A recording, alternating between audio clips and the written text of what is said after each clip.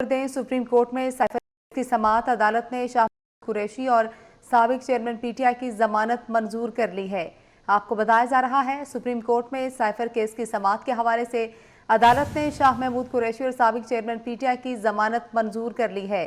Cipher case में साबिक chairman PTI और शाह महमूद कुरैशी की दरख्वास्त जमानत पर समाअत कायम मुकाम चीफ जस्टिस सरदार तारिक मसूद की सरबराही में 3 रुकनी बेंच कर रहा था। जस्टिस मंसूर अली शाह, जस्टिस अतर मिनुल्लाह बेंच का हिस्सा थे।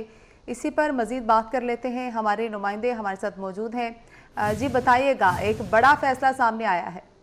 जी बिल्कुल, सुप्रीम कोर्ट ने ये फैसला सुना दिया है और अदालत ने शाह महमूद कुरैशी और साबिक चेयरमैन पीटीआई की साइफर केस में जमानत मंजूर कर ली है। 3 रुकनी बेंच ने इस केस की समाअत की थी। कायम मुकाम चीफ जस्टिस भी मौजूद थे, जबकि जस्टिस मंसूर अली शाह और जस्टिस अतर मिनुल्लाह भी इस बेंच का हिस्सा थे। चेयरमैन पीटीआई के वफा की जानिब से भी दलाल दिए गए, जबकि एफआईए प्रोसिक्यूटर भी अदालत में मौजूद रहे और उनकी जानिब से मुसलसल दलाल देने का सिलसिला भी जारी रहा। जबकि इस दौरान अदालत की जानिब से केस की समाअत में वक्फा भी किया गया था और उसके बाद इस समाअत को दोबारा शुरू किया गया था। साबिक चेयरमैन पीटीआई के वकील सलमान सफदर की जानिब से दलाइल भी दिए गए और कहा गया कि जो साबिक चेयरमैन पीटीआई है उनको सियासी इंतकाम का निशाना बनाया जा रहा है। साबिक वज़ीर आज़म की 40 मुकदमात में जमानत कबल गिरफ्तारी मंजूर हो चुकी है। किसी भी सियासी लीडर के खिलाफ एक शहर में 40 मुकदमा दर्ज नहीं हुए। जिस अंदाज में कानून नाफिज करने वाले अदारे मुकदमा दर्ज कर रहे हैं, इसे रुकना चाहिए। ये भी कहा गया कि साबिक वज़ीर आज़म रियासती दुश्मन नहीं बल्कि सियासी दुश्मन है। साबिक वज़ीर आज़म ने खत के मंदरजात किसी से शेयर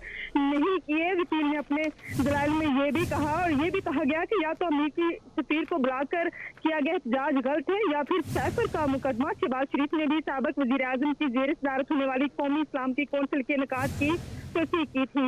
ये कहते हुए वकील सलमान सफदर की जानिब से दलाइल मुकम्मल कर लिए गए थे, जबकि शाह महमूद कुरैशी की जानिब से उनके वकील अली बुखारी ने दलाइल दिए और कहा कि शाह महमूद कुरैशी पर न साइफर रखने का इल्जाम है, न ही किसी से शेयर करने का।